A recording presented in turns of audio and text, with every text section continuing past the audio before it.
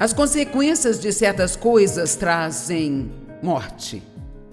E quando eu falo de morte desta maneira, eu não estou falando de não respirar mais e estar em túmulo. Na Bíblia Amplificada mostra o tipo de morte do qual eu estou falando aqui. Especialmente em Romanos 6, onde lemos alguns versículos, diz que são as consequências do pecado, por exemplo, que traz a morte. Mas diz a morte que abrange todas as misérias que se pode imaginar, aqui e depois daqui. Então, existem muitos cristãos miseráveis que estão andando nesta terra. Sabe, uma coisa é ser um pecador miserável, mas outra coisa totalmente diferente é ser um crente miserável. Nós deveríamos ser um povo feliz, amém? Deveríamos ser os que espalham alegria a todos. A nossa vida tem que ser salgada. Deveríamos fazer com que outras pessoas tenham sede de ter uma vida como a nossa. É por isso que eu digo que nós não precisamos nem nos preocupar em pregar muito, sabe? Se nós formos lá fora e vivermos a vida que Jesus morreu para que nós tenhamos. Veja, você será como um imã e as pessoas serão trazidas para perto de você e vão querer saber o que você tem e como elas podem ter isso. Mas enquanto nós continuarmos não sendo diferentes dos outros, exceto porque vamos à igreja no domingo e temos um adesivo no carro, vamos lá. Você sabe do que estou falando. Eu não quero ser miserável. Eu passei muitos anos da minha vida sendo miserável. Eu não pretendo ser miserável mais. E você sabe o que eu descobri? Se eu quero ser feliz, então eu tenho que decidir ser feliz. Porque o diabo não vai me ajudar a ser feliz. Ele vai fazer tudo o que puder para me fazer infeliz. Mas ninguém, ouça-me, ninguém pode te fazer infeliz a não ser que você permita isso.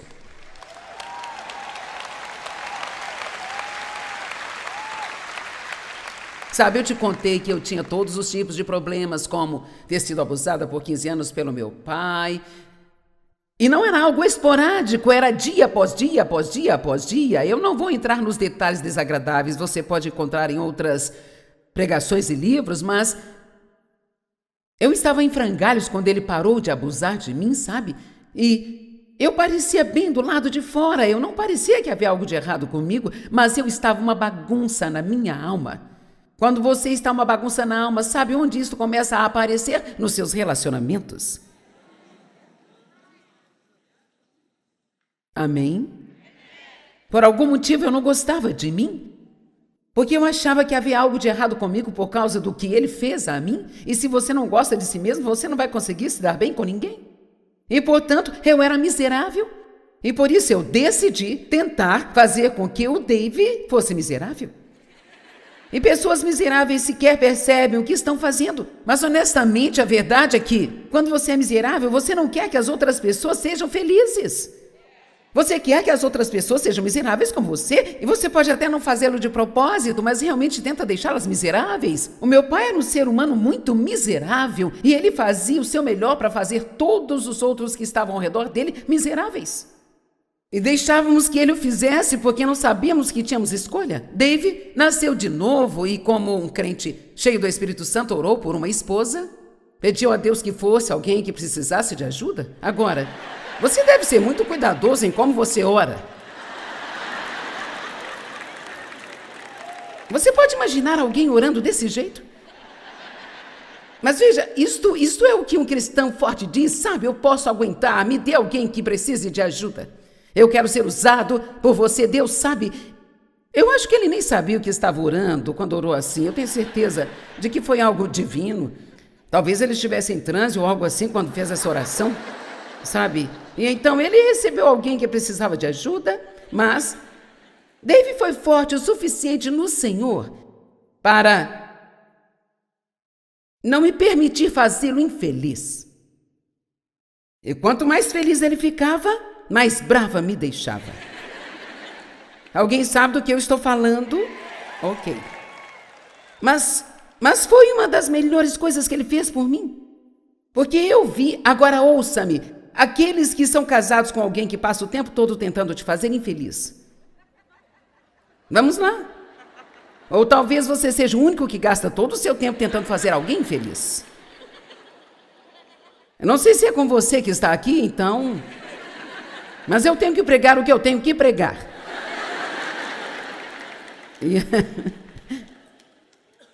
Mas o que eu comecei a ver foi uma estabilidade. Algo que eu nunca tinha visto antes. Eu comecei a ver alguém que não era controlado pelas circunstâncias externas. Dave me amava incondicionalmente, mas eu tinha que receber aquele amor. Ele não ligava e desligava com base no meu comportamento. Ele apenas era o que ele era. E uma das coisas que nós precisamos aprender é ser quem Deus quer que nós sejamos. Não importa o que os outros estejam fazendo. Você me ouviu? Talvez alguém tenha sido ruim para você, não tenha te tratado bem. Agora a sua tentação é de que você levante uma parede, não permita que a pessoa entre na sua vida, não converse com ela, você quer dar um gelo nela, sabe? Não é desta forma que Deus quer que você responda, porque agora você está deixando que eles te controlem. E o que você precisa fazer é apenas dizer: Deus, eu vou ser quem eu sou, eu vou confiar em Ti para cuidar deles. Então eu estou dizendo que você não precisa deixar que outras pessoas te façam infeliz, sabe? E isso é algo que você pode fazer, mas apenas se você tiver domínio próprio. Porque as suas emoções, qualquer um que vive pelos seus sentimentos, é como pegar um carimbo de borracha que diz destruído e carimbar toda a sua vida. Nós não podemos viver pelas emoções e ainda ter vitória. A vitória exige que operemos com domínio próprio. E quando eu falo de domínio próprio, eu não estou falando de comer e se exercitar. Eu estou falando mais sobre controlar seus pensamentos, controlar suas palavras e suas atitudes, e especialmente essas emoções que querem aparecer todas as vezes que uma circunstância não é adequada a você. Nós precisamos raciocinar um pouco mais e sermos capazes de lidar com a decepção e sermos felizes quando as coisas não são do nosso jeito. Vamos, eu vou falar para este lado aqui. Fique feliz quando as coisas não são do seu jeito. Vamos lá, você pode ficar feliz quando algo não for do seu jeito? Amém? Nós gastamos muito tempo tentando fazer que Deus e o resto do mundo nos sirvam, sabe? E Jesus disse que Ele veio para servir e não para ser servido. Espero que vocês me amem quando o dia terminar. Pois o salário do pecado é a morte. O pecado te deixa miserável. Todo tipo de miséria. É por isso que realmente, em vez de ficar com tanta raiva das pessoas que pecam e nos machucam, nós precisamos realmente entender que pessoas feridas ferem pessoas. E posso garantir que o pecado traz a sua própria punição. Você não precisa se preocupar em tentar punir alguém que está pecando. Ele já tem sua punição e sua miséria. Você realmente acha que um viciado em drogas é feliz? Não, eles são miseráveis. Você acha realmente que alguém que não faz nada além de maltratar outras pessoas o tempo todo é uma pessoa feliz? Não, ela não é. Eles são miseráveis. O pecado, o salário do pecado é a morte. É uma morte que abrange todas as misérias que nós podemos ter nesta vida e na que há de vir. Romanos 8,6 diz, porque a mentalidade da carne é morte. Aqui novamente não está falando sobre estar em um túmulo, fala que quanto mais você pensa em si mesmo e na sua carne, no que você quer ter, no que não tem, no que acha que deveria ter e outros têm, e você acha que eles não deveriam ter e você não entende por que você não tem. Vamos lá. Passe o dia inteiro pensando nisso e veja como você vai estar feliz na hora de dormir. Você não vai ficar muito feliz? Mas você pode dizer: Deus, eu creio que estou em suas mãos, que você tem um plano para a minha vida, e contanto que eu te obedeça e faça o que você quer que eu faça, quando chegar a hora de me abençoar, nenhum demônio no inferno, nenhuma pessoa na terra poderá impedi-lo. Vamos lá. A verdadeira promoção vem de Deus e não do homem. Eu descobri e prego isso, e eu espero que você não se canse de ouvir, mas isso não importa para mim mesmo que você se canse, porque nós precisamos ouvir as coisas de novo, de novo, de novo e de novo. A carne é naturalmente egoísta. Ela quer o que ela quer. E precisamos cuidar de nós mesmos, precisamos de ser bons para conosco, porque se você não se cuidar, você não poderá ajudar a mais ninguém, sabe? Mas eu não estou falando de ser egoísta e autocentrado. O que nós precisamos fazer é de propósito, todos digam de propósito. Eu reforço isso porque eu tenho que fazer propositalmente. E quero dizer, eu tenho sido firme nesta coisa de Deus por mais de 40 anos, quase 45 anos agora. Sabe, estudar a palavra, pregar a palavra e realmente fazer tudo o que eu sei fazer para tentar viver de acordo com a palavra. E a cada dia da minha vida, eu ainda tenho que usar o domínio próprio. Eu ainda tenho que dizer não a mim mesma e eu ainda tenho que resistir a ser egoísta. Eu estava sentado outro dia pensando em algumas coisas que eu ainda sou bastante egoísta. Eu odeio isso. Eu não quero ser assim. Graças a Deus ele nos muda de glória em glória. Mas o que eu devo fazer é propositalmente. Digam propositalmente. Eu penso no que eu posso fazer por outra pessoa. E eu desafio a você. Tome por exemplo, talvez, exortar alguém ou edificar alguém, o que significa basicamente fazer alguém se sentir bem. Fazer alguém se sentir bem, imagine isso, você tem a capacidade, cada um de vocês aqui tem a capacidade, não importa quantos problemas você tem uma capacidade incrível de fazer alguém se sentir melhor. Pense nisso. E eu me atrevo a dizer que, na verdade, muitos não estão usando essa capacidade. Querem que os outros os façam se sentirem melhor? Mas eles não estão realmente dando sua vida para fazer outras pessoas se sentirem melhor? Eu iniciei um novo pequeno projeto, eu sou bem orientada, então eu gosto dos meus pequenos projetos com Deus, coisas que sinto que Deus quer que eu faça, e então eu vou e faço algo com isso, e então, por um tempo eu fiz esta coisa e agora ela se tornou um hábito. Quando você faz algo durante um longo tempo, isto se torna um hábito e você não precisa tentar fazer aquilo, você apenas faz e realmente nem percebe o que está fazendo. É como, eu não preciso tentar escovar os meus dentes, eu escovo meus dentes 3, 4, 5 vezes por dia e eu nem percebo isso.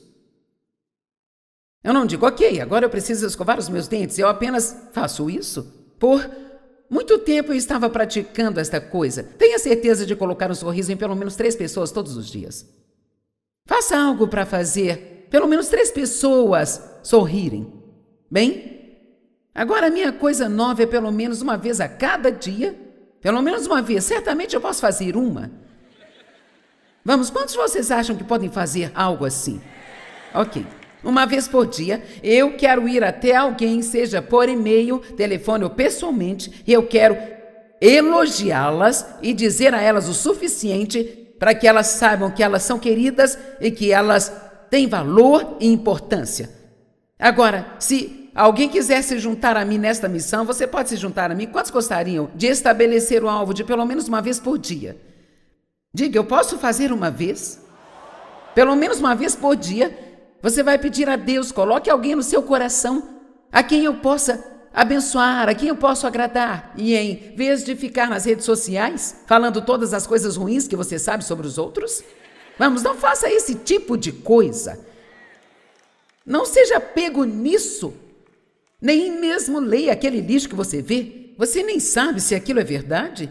Estou te dizendo que muitas reputações têm sido arruinadas pelas redes sociais. Pessoas estão contando mentiras sobre as pessoas e falando sobre coisas, sabe? Algumas das coisas que estão nas redes sociais a meu respeito, eu raramente as vejo, sabe? Mas vejam, é surpreendente onde eles escavam as coisas. É como se você estivesse no meio de uma propaganda de detergente e de repente lá aparece o último segredo sobre a Joyce Meyer. Ou também sobre o pastor Joel, ou este ou aquele, sabe? E então eu fui boba o suficiente para abrir aquela coisa e dar uma olhada. E então eu pensei, eu não disse isso aqui? Eu nunca disse isso. E eu estou dizendo, nós temos que parar de acreditar em tudo que nós lemos, porque só porque está escrito não faz algo ser verdade.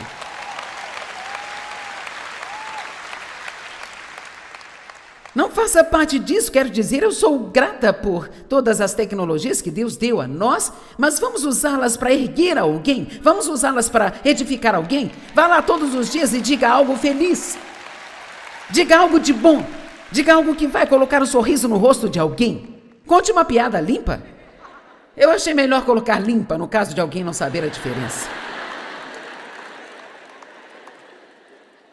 Romanos 8,6, porque a mentalidade da carne só pensa em mimimi.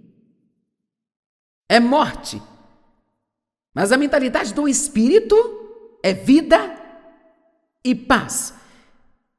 Se você pensar mais no que você pode fazer para outras pessoas do que no que alguém pode fazer por você, você vai ter vida e paz que vão se transformar em alegria. Mas quanto mais você pensa no que não tem e no que acha que deveria ter, no que outra pessoa tem, que você acha que não merece, tudo que eu já falei antes, mais miserável você se torna. Nós controlamos a nossa felicidade muito mais do que nós imaginamos, sabia? Vamos lá. Sabe, eu acho que você pode ser miserável. Em qualquer dia que você quiser ser miserável, você pode ser miserável. E qualquer dia que você quiser ser feliz, eu acho que você pode encontrar algo para fazer você feliz. E você diz, eu tenho muitos problemas. Bem, quer saber, a maioria das pessoas tem problemas. E quanto mais você pensa sobre eles, maior eles parecem ser. E quanto mais você fala sobre eles, maior eles vão se tornar. Aquilo que você foca torna-se a maior coisa da sua vida. Então a melhor coisa a se fazer é sair da sua cadeira da tristeza, onde você fica sentindo pena de si mesmo, tendo sua festa de autopiedade, e vá fazer alguma coisa. Faça uma caminhada, agradeça pela natureza. Vá visitar uma casa de doentes e agradeça a Deus por você não estar na mesma condição de algumas daquelas pobres pessoas. Amém? Acaricie um cão, faça algo, tire o foco de si mesmo, faça outra coisa, certo? Ok. Algumas citações e comentários sobre disciplina. A falta de disciplina conduz à frustração e à autoaversão. Você se sente bem consigo mesmo quando se disciplina? Você sabe também quanto eu, se você começa de manhã e você tem um plano, você sabe o que deve fazer naquele dia, você vai limpar a casa, passar uma roupa, equilibrar sua conta bancária, seja o que for, você tem esses pequenos objetivos e projetos. Se você os fizer no final do dia, você poderá se sentar, relaxar e se apreciar e você vai se sentir bem. Mas é tão frustrante quando você passa um dia inteiro e você sabe que esteve muito ocupado o dia todo, mas no final do dia não consegue descobrir uma única coisa que você fez. Gente, essa é a coisa mais frustrante que existe. E sabe o que causa muito disso? Deixar outras pessoas controlar o que nós fazemos. Nós temos um plano e deixamos que alguém nos tire daquela meta. Não pense por um minuto que o diabo não vai usar alguém que ele pode usar para te desviar dos seus objetivos e frustrar você e te impedir de ser a pessoa que Deus quer que você seja.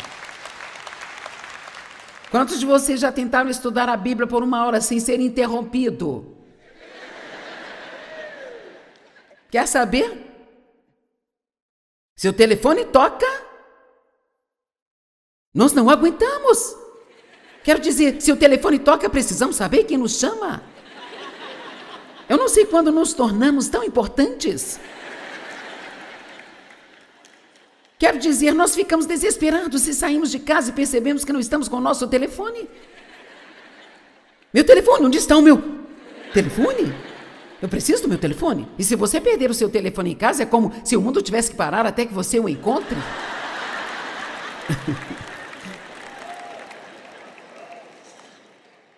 Eu já estou por aqui há muitos anos. Eu me lembro de quando costumávamos ter linha para 4 pessoas. Alguém velho assim? Ok.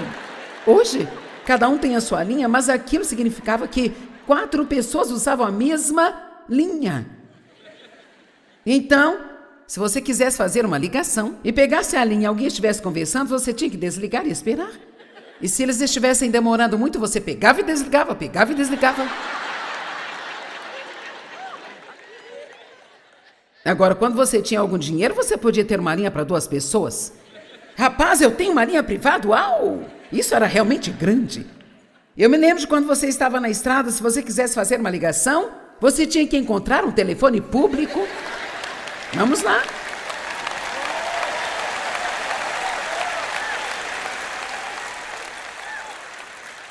E é incrível como as pessoas ficavam bem sem o nosso telefonema. E agora?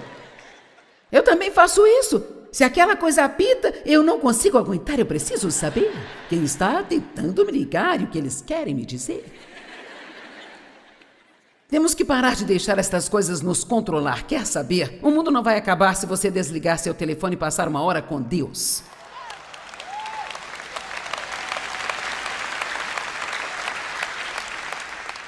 Características de uma pessoa disciplinada. Elas sempre andam a milha extra. Sempre fazem mais do que podem. Veja, pessoas indisciplinadas ou preguiçosas, ou pessoas que não são excelentes, só fazem o que devem fazer para passar, sabe? Mas uma pessoa excelente ou uma pessoa disciplinada não age assim. Mateus 25, 10. Tenho certeza que você conhece essa parábola, mas ela ensina uma grande lição. Então o reino dos céus será como 10 virgens que tomaram suas lâmpadas e foram encontrar um noivo. 5 delas eram tolas e 5 eram sábias. Agora veja bem, é nossa escolha sermos sábios ou sermos tolos. E uma pessoa sábia faz agora o que a deixará feliz mais tarde, mesmo que signifique sacrificar agora por um benefício futuro. Nenhuma disciplina no presente parece alegre, e ainda assim, depois ela produzirá o fruto pacífico da retidão àqueles que foram treinados por ela. Eu digo que algumas pessoas vivem como se não houvesse amanhã, mas o amanhã sempre vem. Viva o hoje de uma forma que você fique feliz com o amanhã quando ele chegar. Em vez de dizer, eu gostaria de, quando é tarde demais para voltar e fazer o que deveria ter feito. Quando as tolas tomaram suas lâmpadas, elas não levaram nenhum óleo com elas. A Bíblia amplificada diz nenhum óleo extra com elas. Eu gosto mais desta porque elas levaram apenas o óleo suficiente para manter suas lâmpadas acesas caso tudo fosse exatamente como elas esperavam. Vamos, você é uma destas pessoas que leva 22 minutos para chegar ao trabalho? Se tudo estiver como você espera, então você não sai de sua casa antes dos 22 minutos para você chegar lá. E quando você entra no seu carro, cadê o telefone? Precisamos do telefone. Você volta e pega o telefone. E agora você tem 19 minutos para uma viagem de 22. Oh, meu Deus, eu esqueci meus óculos. Eu preciso do óculos de sol. Eu sou sensível à luz. Eu não consigo dirigir sem óculos. Aí eu tenho que voltar. Então eu chego na porta da frente, percebo que deixei minha bolsa no carro. Minhas chaves estão na bolsa. Eu tenho que voltar ao carro. Alô, alguém em casa? Estou chegando onde você mora. Agora você tem 15 minutos para fazer uma viagem de 22 minutos. Na sua frente, uma marcha lenta.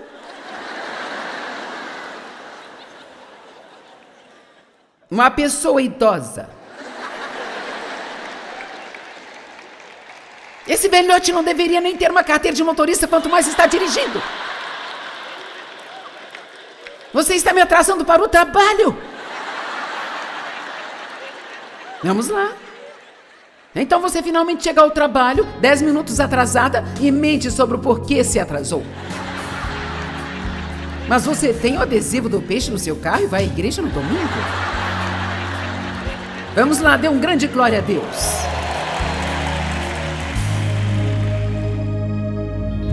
Sabe, Hebreus 12 nos diz que nenhuma disciplina no presente parece alegre, mas ainda assim depois ela produz o fruto pacífico da retidão àqueles que foram treinados por ela. Noutras palavras, a disciplina é algo que você vai ver o seu fruto depois de aplicá-la. Temos que ter domínio próprio, continuando felizes quando as coisas não acontecem como planejamos, e o domínio próprio é algo que você exercita todos os dias.